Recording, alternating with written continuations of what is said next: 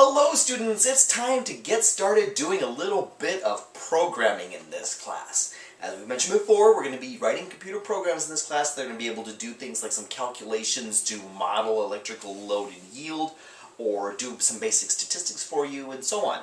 And we're going to be using a language in this class that is called Octave. We've mentioned that before in this class, and we'll learn a little bit more about what Octave is today and so on. But we're going to be able to write little programs and start experimenting a little bit with Octave before we take on Project 1. And Project 1 is going to involve writing a lot of programs. Your programs won't be short. They'll be, on the order of maybe a few dozen to a few hundred lines long. So, you're going to get some pretty good solid experience with writing computer programs here.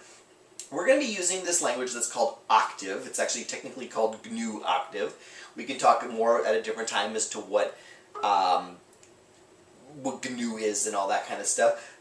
It's an organization that's about distributing free software, and I would recommend actually bookmarking the page on the web that is where you get GNU and where all the documentation is and so on.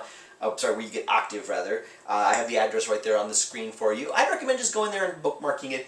To be honest, a lot of the documentation that's on that website is a little bit technical, kind of wonky stuff.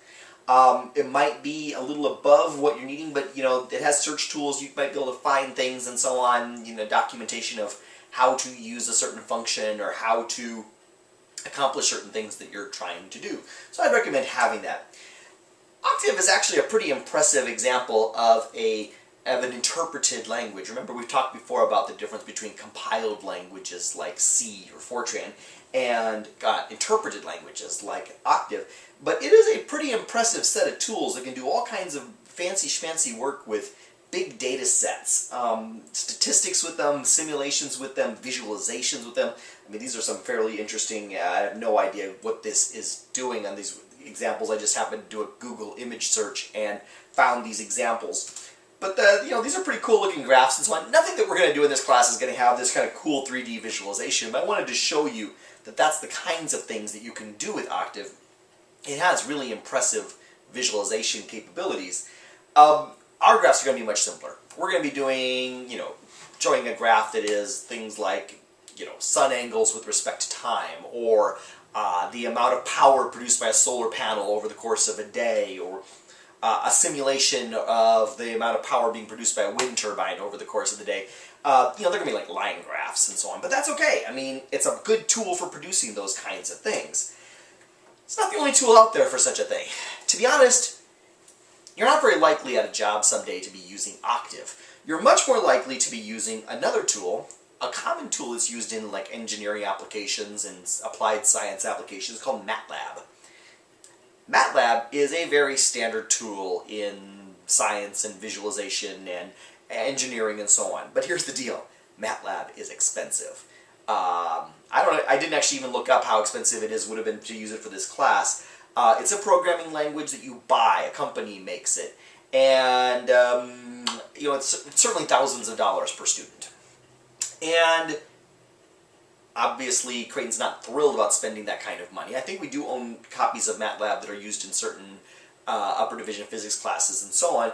But as it happens, Octave is the free alternative to MATLAB. It has mostly the same functionality. It has mostly the same syntax, how you write commands, how they work, and so on. And it's free. This is, by the way, kind of a fundamental problem in the whole business of software. I mean, the actual code of MATLAB is free, just like it costs a lot of money. In the same way, the actual code of, say, PowerPoint or Word or something costs money. It's a corporate secret. It costs money.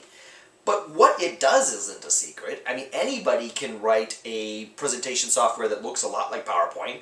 Anybody can write a word processor and make it do all the things Word does, and anybody can write a program that does the same sort of things that the interpreter behind MATLAB does. And they can charge whatever they want, or they can give it away, or whatever. I mean, this is kind of a problem in the nature of software, is that it's hard to charge for it because, yes, your code is copyrighted and so on, but that doesn't mean someone else can't figure out how it works, and they can do whatever they want. They can charge whatever they want or give it away. In the case of Octave, they've created a computer programming language, an interpreter, and all that kind of stuff. We'll see what all that means in a little bit. And it does basically the same things as MATLAB, and they give it away for free. And so, fortunately, we're not going to spend money on MATLAB at this time. So let me start showing you how we're going to actually use Octave in this class. Now, Octave is an interpreted language, and as a consequence, it's going to have a couple of different ways that we can use it. This is different than, for example, people who are in or have survived, say, my ATS 315 class, where they did a lot of programming in the computer language C. Okay, C works one particular way. You write the program, you compile the program, you run the program. It's going to turn out there's actually a couple of different ways we can work in Octave. So over here, I am logged into Chesapeake on my account, and I am actually going to go into a directory I created called ERG 301. This is where I've been doing some experimenting with this here. And one way to just start Octave is to type the command Octave on this command line.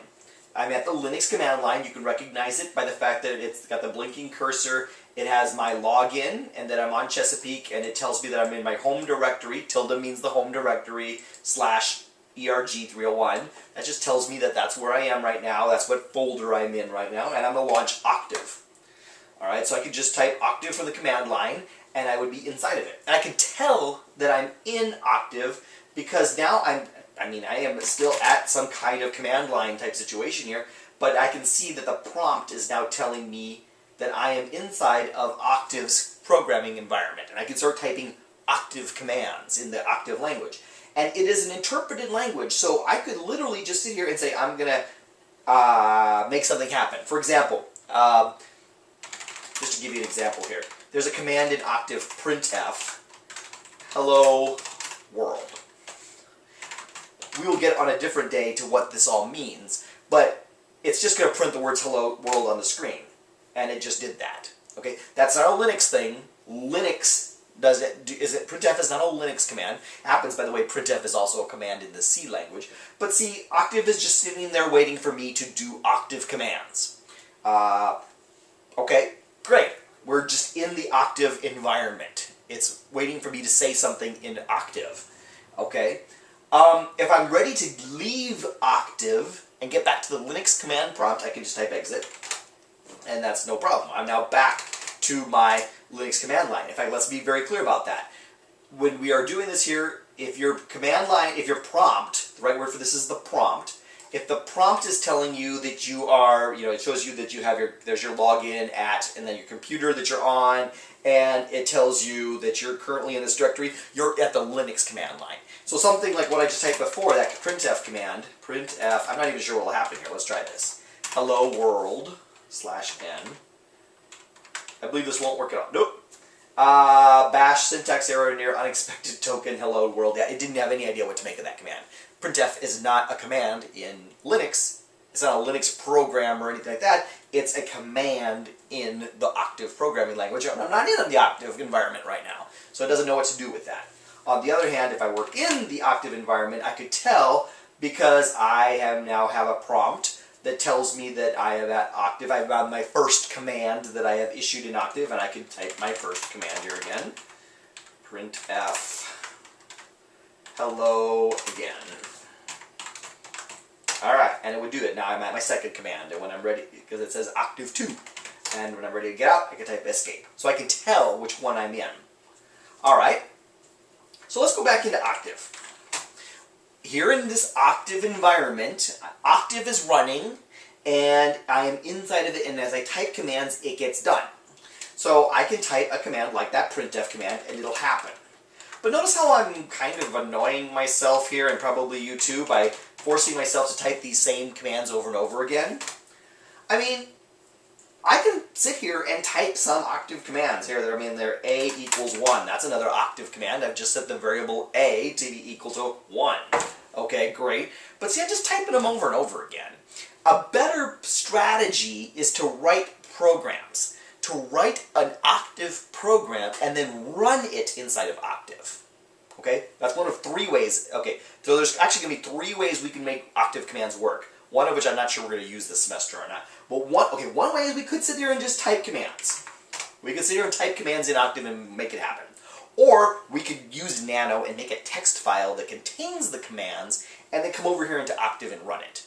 I like that. I think for the purposes of our class, that's going to be the strategy. There's also a way to make them run on their own, but that's as a standalone program, but I don't think we're going to do that. So what we're going to be doing is we're going to be taking a text editor. My guess is you're going to choose Nano because it's easy, but if you want to choose VI or something like that, that's fine. I'd actually be thrilled about that. And we're going to write Octave programs in that editor, and then we'll run them inside of Octave.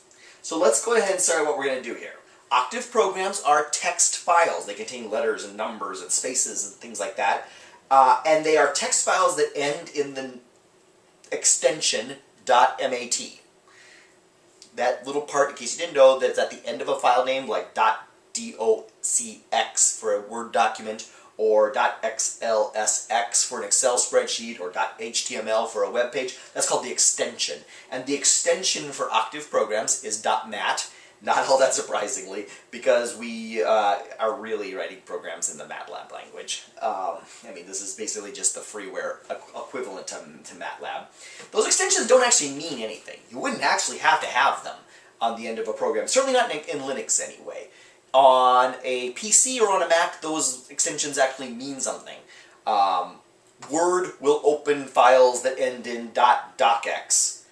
They will not open files, well, Word may or may not be able to open the other things like HTML and so on. But in general, it won't open programs that don't have the right, it won't open files rather that don't have the right extension. Linux doesn't care. Linux is going to say, if you tell me you want to call it whatever, I'm going to trust you on that. So let's make a file. I'm going to call it test.mat. This is going to be my first Octave program. So, alright, we're using Nano. I hate Nano, but we'll use it. And, alright, let's just write a little...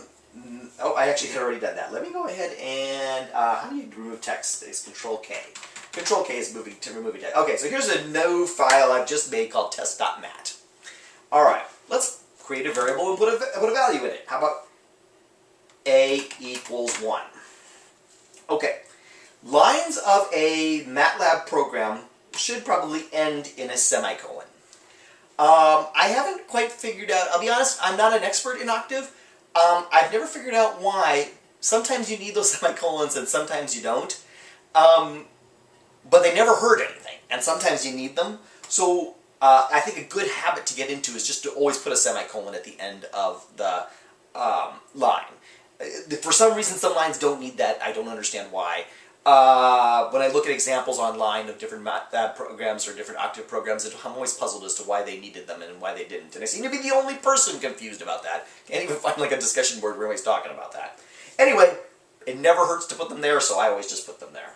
That would be a lovely little MATLAB program. It's this totally stupid MATLAB program. All it does is put the value, take a variable called A, and it just puts the number 1 in there.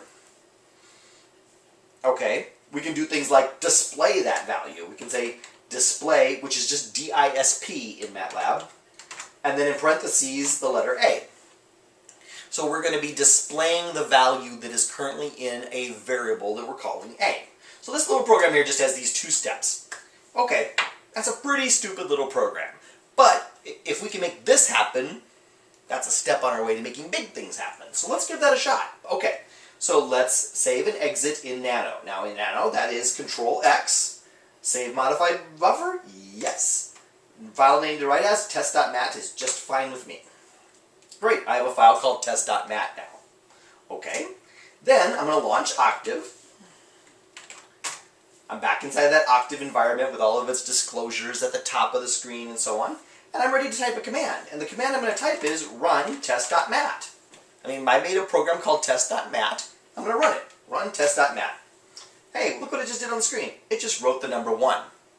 Why did it write the number 1? It performed the commands that I wrote in my program. It set the value of A equal to 1, and then it displayed the contents of A. Excuse me.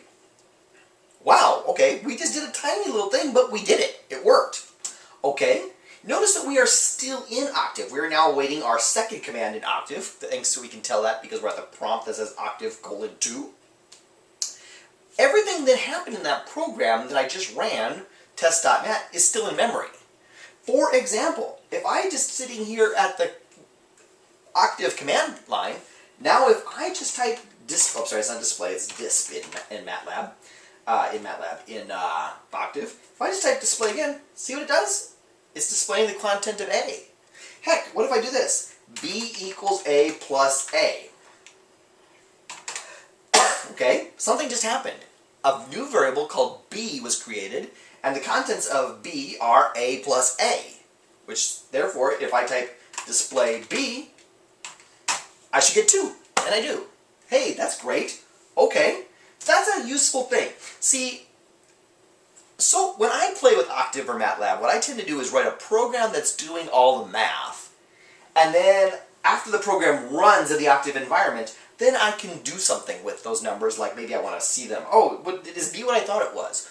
Or maybe like we don't have enough data here yet to make a plot, but okay, I've loaded up this data set, and this column is time, and this column is solar flux, and this column is azimuth angle of the sun, and so on. Okay, now I'm going to plot time versus azimuth angle of the sun. Okay, and I can sit there and I can mess with that here on the screen, just typing in, experimenting, and all those results are already stored in memory. That's pretty slick. I do want to show you one little thing well, no, we'll see that later. Okay. I do want to show you, though, a command in MATLAB that I have used a zillion times, and it's hard at this early stage to see it's going to be hard for you to see why this is important, but with time it's going to be something you're using all the time. There's a little command called whos. I have no idea what whos stands for in MATLAB and Octave, because it isn't whos like with an E. I don't know what it is, but it gives you the list of the variables you have right now. So right now, for example, I have a variable called A. It's probably not hugely important to you that it is actually a 1-by-1 array. It's a variable with 1 row and 1 column. It's a table, if you will. So it's really just one value. If, for what it's worth, it has 8 bytes. It's technically a double. That's a type of floating point number. If you're a survivor of like ATS 315, this is similar to like a floating point number. And you can see I also have a variable called B. And that one is also a 1-by-1 array. In other words, it's just one value. It has 8 bytes. Again, that's not hugely important. But see, as that time goes by, let's say I run a big program for Project 1. And it has lots of variables in there. Things like the time in Greenwich Mean Time, and the sun angle, and the solar elevation, and the solar azimuth angle, and the angular separation between the solar panel and the sun, and optical depth of the atmosphere. And gosh, what did I call those variables? What did I call optical depth? Is it tau? Was it tau underscore degrees? I can't remember. You can use this whos command to see what it is. What variables do you have? And then I can, oh yeah, okay, I'm going to plot time in Greenwich Mean Time, comma, the solar azimuth in degrees. Okay, and I don't have to remember all those variable names, because sometimes those variable names are going to get kind of long. A and B were not hard. But later, when I have created a new variable, you know, solar declination in degrees equals 23.45. Okay, now when I type whos on that, I mean, I even have solar declination misspelled. So if I wanted to do something with this, I can now see the variable. Okay, this is the name I used. That can be a really useful thing. A lot of programming languages don't have a function similar to this business of whos. Again, I'm not really sure what whos means in this sense, but whatever, it's what it is. Let me show you a couple more things that you can do. I'm going to, exit, no, it's exit in Octave. Okay, let me go back and use Nano in my test.mat program here. Let's add another line here. Sometimes equations can get surprisingly long, especially if you have big, long variable names and so on. So, like, if I said, you know, let's just say solar declination degrees equals, and let's say we have some equation that we're going to use in the third module, of course, that's for determining this solar declination on a given day. And I don't actually have that equation right now. So let's just, you know, I'm going to say this plus the sine of the latitude in degrees plus, for example, you're going to learn about mean anomaly in that unit, and that's going to be in day, and plus, and whoa, we're hitting the end of the line.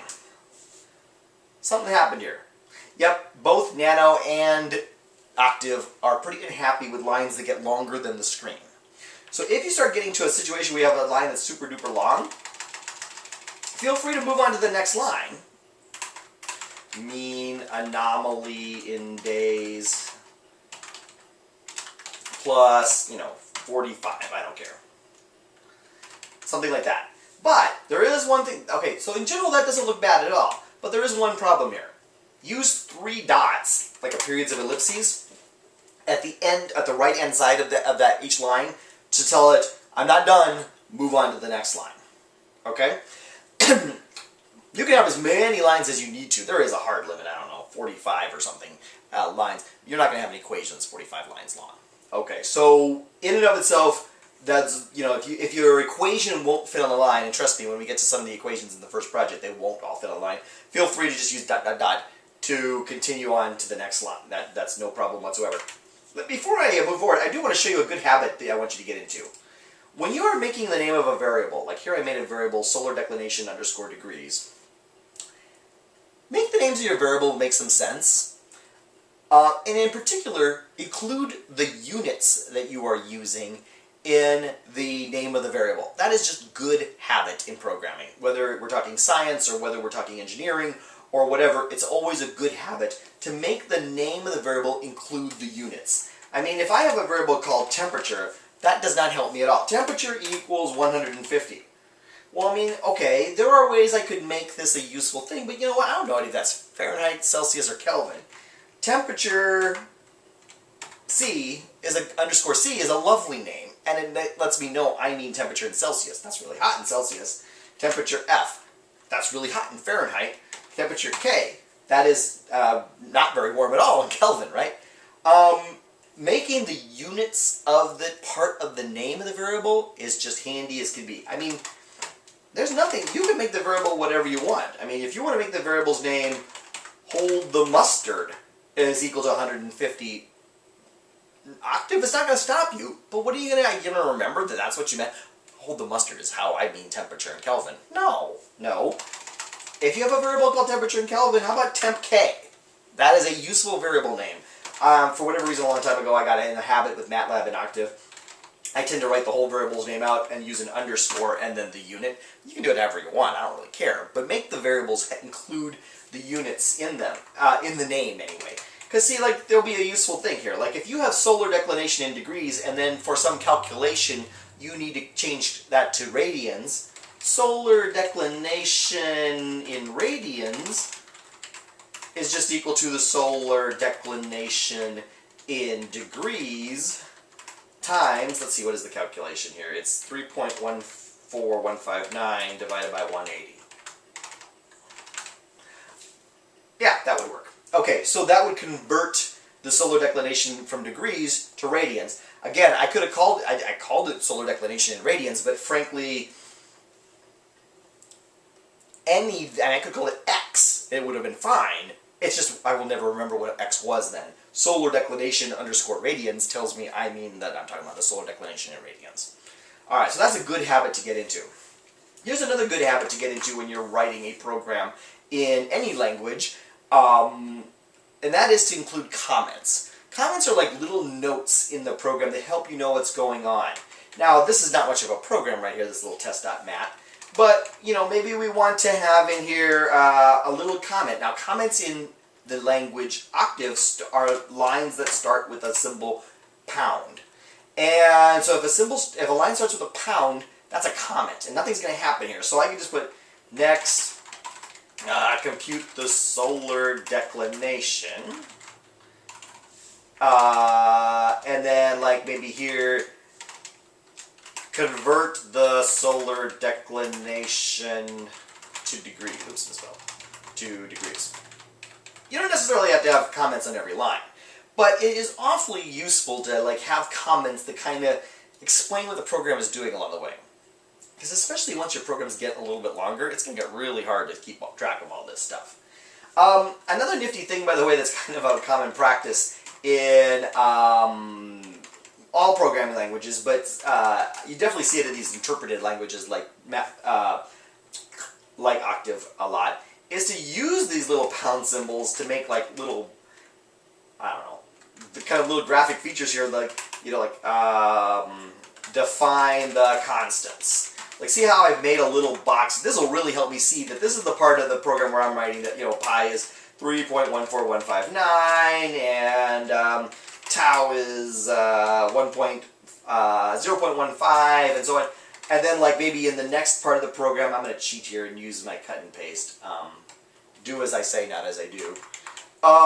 You know, maybe over here we're going to have, you know, maybe this is going to be the part of the program where you perform unit conversions. Okay, these kind of little boxes even help more. And see how each line of it actually just starts with a pound symbol. That makes it, you know, each of those lines is a comment.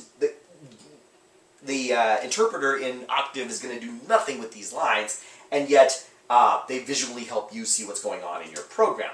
Notice, by the way, I've been really loosey-goosey with blank lines in my program. In the actually, in really any programming language, C, Fortran, Shell script, any of these languages, including Octave, blank lines just don't mean anything. Blank lines don't hurt anything, they just make your program more readable. I mean, if all these lines of the program were just butted up once against each other, it'd be really hard to read what's going on. Equations.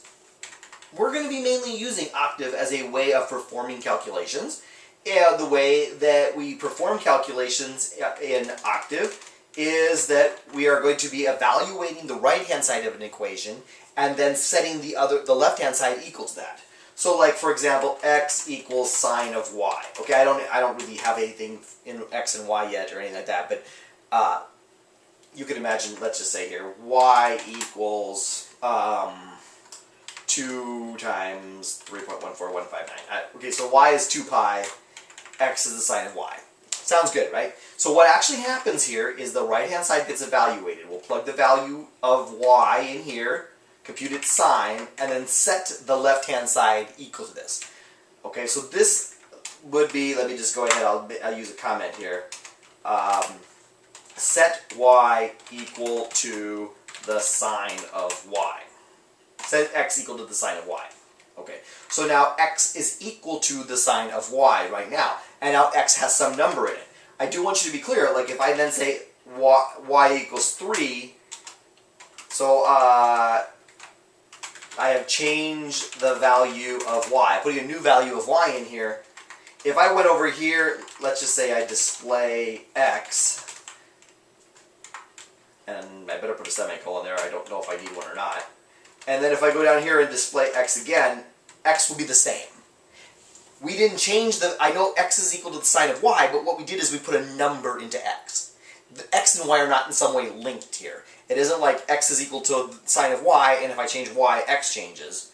No, x, we evaluated the right-hand side of this equation here. We put a value into y, ran it through the sine function, and now we put that number into x.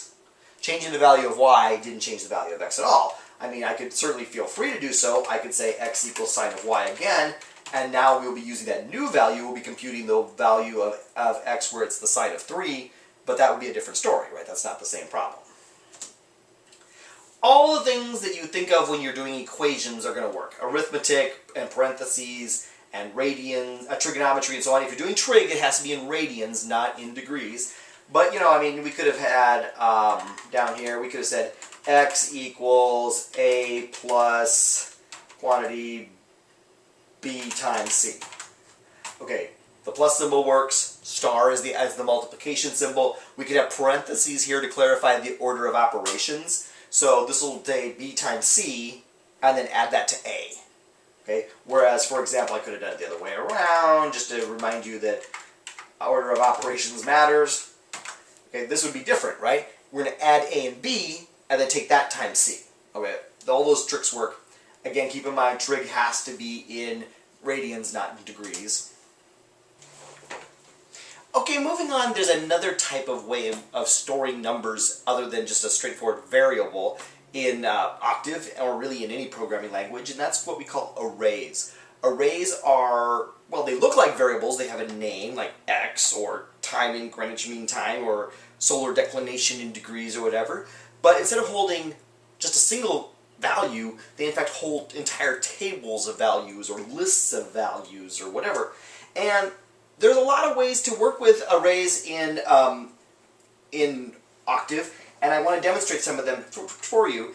And I think in order to do this, rather than writing a program in Nano and then running it in Octave, I'm just going to bring up the Octave environment, and we'll make some simple examples of some arrays. Now, for example, a very easy way to just create a list that has 5 values in it would be, like, I'll call my list A. A equals 1:5. That will make A an array or a table or a list or whatever you want to say that contains 5 numbers that start at 1 and go to 5. So this will have 5 elements in it. The element 1 will be 1, element 2 will be 2, and so on. And see what happens if I hit enter? A equals, and then it kind of showing you a little array or list or whatever. A equals 1, 2, 3, 4, 5. Pretty straightforward. That is equivalent, by the way, to saying A is equal to 1:1:5. That middle number that's between the 2 colons is the increment. So, like in this case, by default, it was incrementing 1 at a time. Oh, it's the same exact thing there, but we could have done something different. For example, A equals 1:0.5:5. That would make us a list that is going to be 1, 1.5, 2, 2.5, 3, 3.5, and it holds a list of these variables like that. Notice that Octave is echoing back to us what this values in this array are. It's showing us that it has 1 row and 9 columns in it. And it shows it there, and it didn't all quite fit on the screen at one time. Alright, I see this. You can see how this could be a really useful thing. I mean, a lot of times what you're going to be plotting on the x-axis is something that's just evenly spaced, like time. Let's say time equals from 0 in steps of 0.01 to 2 times 3.14159. So we're making this t be from 0 to 2 pi. Okay, now it's going to want us to sit here and look through however many values there are. You could either go forward and actually sit there one by one flipping through all of those values. That doesn't strike me as particularly interesting or important. Or you could type Q and it'll just, okay, I'm tired of showing them to you. Okay, that's what I usually get when it does that. Okay, if you have arrays, you can do mathematical operations on them. Some of them are pretty straightforward, and some of them are a little bit trickier than you might think. For example, let's do something here. Let's say A equals 1:5. So A is now a 5-element array that holds 5 values there. And let's just say B equals, oh, I don't know, how about 101 to 105?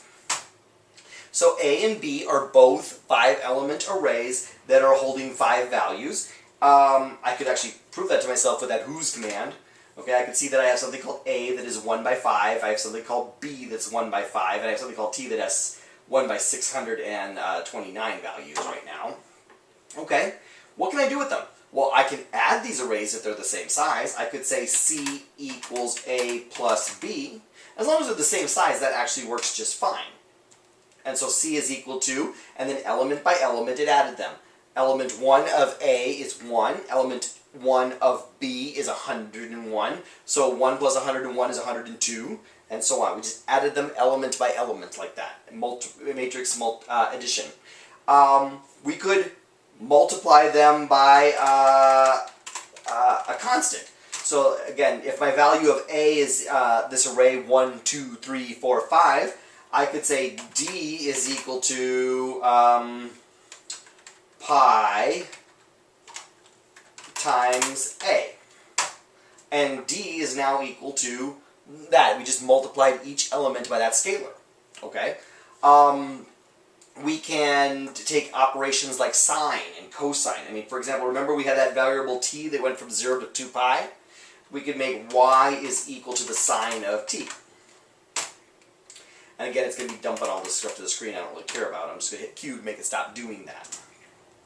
There are a couple other things we can do, like multiplication. Now, by default, if we're multiplying two matrices, it's going to try to do matrix multiplication. And I don't know if you've had linear algebra or any of the class where you try to do that. Most of the time, that's not what you mean when you're talking about multiplying in Octave. You're going to be trying to work with, let me just show you for example here. Let's display A. Remember A, it has 1, 2, 3, 4, 5. And let's display B in it. Okay? Well, if I wanted to multiply A times B, but what I mean is take that first value of A times the first value of B, and then take the second value of A times the second value of B, and so on. The little nifty operator that does that, I'll just say E equals A. The operator is DotStar B. DotStar is like multiply through, but try to multiply through element by element. And so see, E is equal to the first element of A, 1, times the first element of B, which is 101. 1 times 101 is 101. 2 times 102 is 204. 3 times 103 is 309, and so on. And multiplied through element by element. Lots of times that's what you mean. That's in contrast to, like, if we had said F equals A times B. This is not going to work.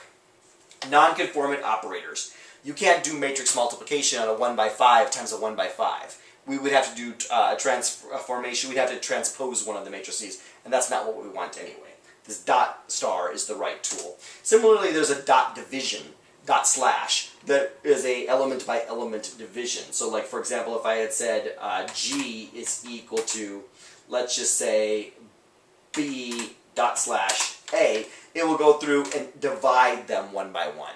So element B1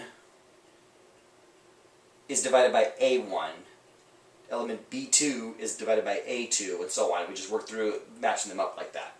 Hey, I'm going to keep mentioning these by what element number they are. The right word for that is index. We can work with them by index, by the way. So like I can display A, or I could display A1. Just show me the first element of A. Or just show me the fourth element of A. Or just show me the 100th element of A. Oh, that doesn't work, because it only has 5 elements in it. We can't see the 100th element. You could do things like say I equals 2, then display A of I. We're looking at the ith element of that array, and it's the second. Slick, right? I mean, because we're seeing element 2, element number 2, I is equal to 2. These are great ways to create simple variables that we're going to be working with, displaying and plotting and so on. We already have done what I showed on the screen there, where I meant f is equal to sine of t. Actually, I made it y. Let me look at whose again. Yes, I made a t that was 629 elements long, and I made it y that was 629 elements. Here I can do this. I can say f equals sine of t. We'll just change it there. Okay, it's going to be trying to give me all 629 elements. I do not want to see that. So we'll just quit that. Alright, so I've got f and I've got sine of t. You know what's really slick and easy? Creating a plot of it.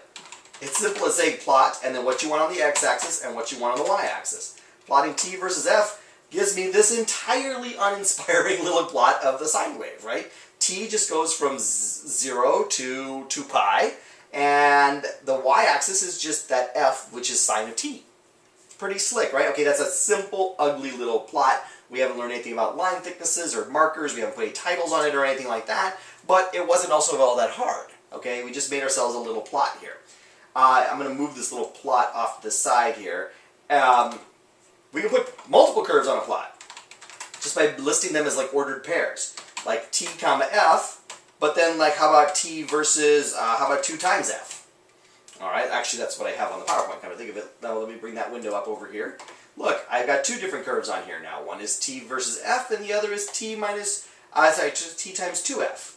Pretty slick, right?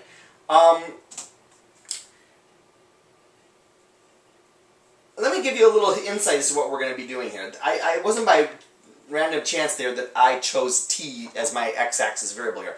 A strategy that we're going to be using, particularly in Project 1, is going to be to create an array that's going to be like time in hours. And we'll like go over a 24-hour day. Or maybe it'll be from midnight or whatever. But your values of t will be like, the hours. And at each of those times along the way, you'll have, a solar flux. Or you'll have a wind speed. Or you'll have something. and you'll be able to plot them against each other like this, okay? That's the basic examples here. Let me show you some more things that we can do here. If I want to close this plot, by the way, the easiest thing to do is just go over here and say File, Close. Alright, I'm going to exit out of Octave and start over. So I've started all those old variables like A and B and F and all, they're all gone here. Now I've been working on my copy of Project 1, so let me go ahead and run it. Run Project 1 MATLAB. Okay, whole mess of calculations just happened. Okay, but I didn't actually have it print anything to the screen, I didn't have it do anything. But what is going on here is I have some different data in there. In fact, if I type whos, you can see, oh my, there's actually quite a few. Some of them are just 1 by 1 elements, but some of them are 1 by, they're arrays with 1,441 elements in them. You can see that there's actually quite a lot, let me see here, all these different quantities in here, and all of them have some terrible names. Some of them are things I was just using when I was debugging, some of them are part of the assignment. So let's make a plot now. We've run it, all these variables are now filled with values that I did in my calculations. And so now I can plot, for example, my variable that I used for the time axis here was TUTC hours. It's my Greenwich Mean Time, or Universal Coordinated Time in hours. And let's just plot my sun angle, which I called psi degrees. Okay, if I didn't misspell anything. Okay, again, a totally uninspiring little plot right here. I wonder if I can make it bigger. I can. I've never tried that before. Okay, I'll make it bigger for you. I didn't know that would work, although it's not easy. Alright. Alright, so this is time. Now, my time in UTC at this station, I went from 5 UTC to 30. If you don't know about Greenwich Mean Time and Universal Coordinated Time and so on, that's what part of what we're going to do in the third module, or later in the second module. I might move it over here so there's a little more, the material is spread a little more evenly. And this is on the y-axis here is going to be our sun angle. Now our sun angle, how high above the horizon the sun is, notice that it actually starts off here at negative values. Let me put this little G right here, it's kind of slick, it turns on a grid. So you can see, like, you know, this is actually midnight, and the time here, the sun angle here is actually well below the horizon. It's actually a large negative sun angle. So like this time here where the sun angle hits 0, that's sunrise. And then the sun got higher and higher in the sky at this location. I can't remember what the example I'm doing right here is. And you can see in this case at around noon, which is apparently about 17 or 18 o'clock at UTC, is you know, the sun's about almost 60 degrees above the horizon, and then the sun lowers again at about this time, which is about 24 UTC. The sun sets, and then the sun is actually below the horizon from there on out. A pretty straightforward little plot that was, making the plot wasn't hard at all once I had the program working. So I just used a simple little command there. Hey, I haven't yet showed you how to put titles on here or how to put labels on the X or the Y axis. Yes, we will be doing that, but we're just not there yet. For now, though, let's say this is the plot of your dreams, and you really want this plot. You have finally got it. This is working. This is great. It looks just the way it should. I'm going to save it for Dr. Shragi. How do you save your plot? Okay, you're going to choose File and Save As. Now, it's already volunteering to save it to you in the directory where you are, home, in this case, Home Shruggy J Energy 301. And what I do is I would recommend just giving it a name. I'll just call it oops, sorry. Let me get this out of here. I made a mistake. There. How about my plot? What's going on here?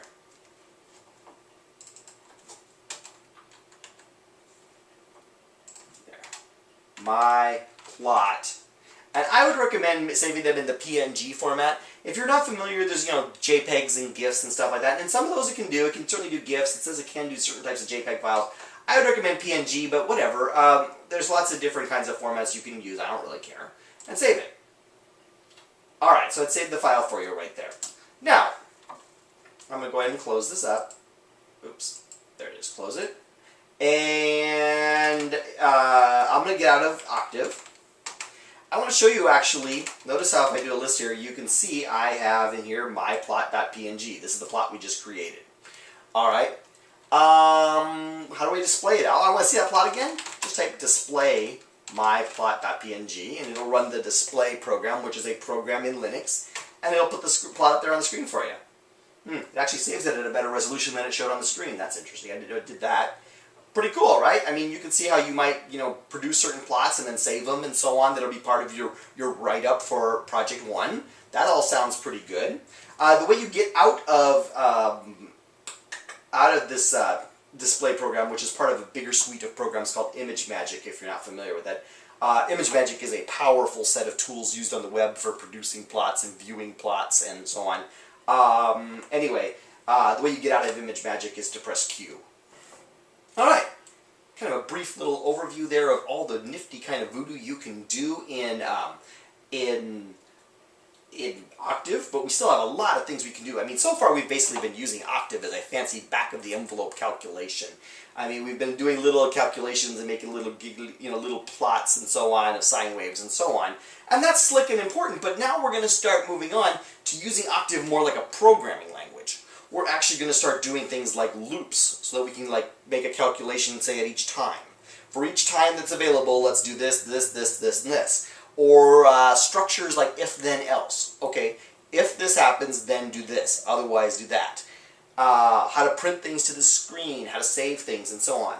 So this has sort of been our first little, playing around with MATLAB, with Octave.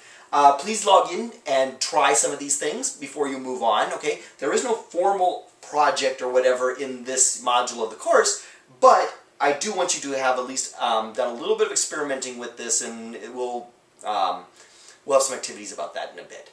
Alright, please let me know if you have any questions, and when you're done playing a little bit with Octave, please let me know that it worked, and move on to the next video. This has been Dr. John Schraggy.